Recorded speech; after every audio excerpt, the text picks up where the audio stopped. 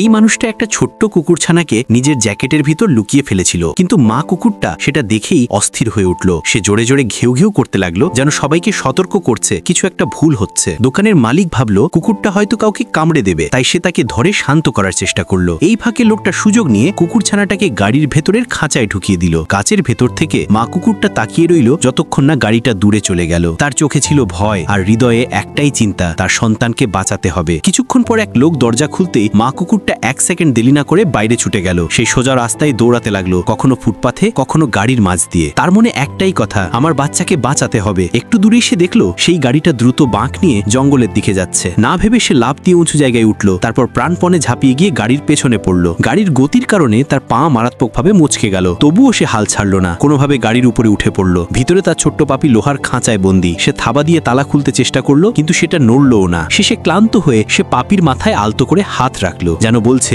ভয় পাস না, আমি আছি। কিছুক্ষণ পর গাড়িটা একটা পুরনো বাড়ির সামনে থামলো। ওরা পাপিটাকে নিয়ে ভিতরে গেল, আর মা কুকুরটাও চুপি চুপি তাদের পিছু নিল। ভিতরে গিয়ে সে দেখলো ওরা রান্নার প্রস্তুতি নিচ্ছে। সাথে সাথেই তার মনে হলো কিছু ভয়ানক ঘটতে চলেছে। সে জোরে জোরে ঘেউ ঢেউ করতে লাগলো, কিন্তু ওরা হাসতে হাসতে বলল, ভালোই তো, তুই নিজেই চলে এলি। তখন তার চোখ পড়লো টেবিলে রাখা চকচকে হীরের আংটিগুলোর দিকে। বিনা দ্বিধায় সে সবগুলো মুখে পড়ে ফেললো। লুঠেরারা ভয় পেয়ে গেল। তারা বলল, ঠিক আছে, পাপিটাকে ফিরিয়ে দিচ্ছি। কিন্তু মা কুকুর জানতো ওদের কথায় বিশ্বাস করা যাবে না। সে সব হীরে নিয়ে ছুটে পালিয়ে গেল। ওরা পেছন পেছন দৌড়ালো, কিন্তু কিছুক্ষণের মধ্যেই তার খোঁজ হারিয়ে ফেললো। রাত পেরিয়ে গেল, সবাই ক্লান্ত হয়ে ঘুমিয়ে পড়লো। তখন মা কুকুরটা ফিরে এলো। ধীরে ধীরে বাড়ির ভেতরে ঢুকে কোনো শব্দ না করে খাঁচাটা তুলে নিয়ে জঙ্গলের দিকে রওনা দিল। অনেক চেষ্টার পর অবশেষে তালাটা খুলে গেল। পাপি বাইরে এলো আর মায়ের গায়ে লেপটে গেল। তারপর দুজন একসাথে অন্ধকার জঙ্গলের দিকে হাঁটতে লাগলো, আর কখনো ফিরে তাকালো না।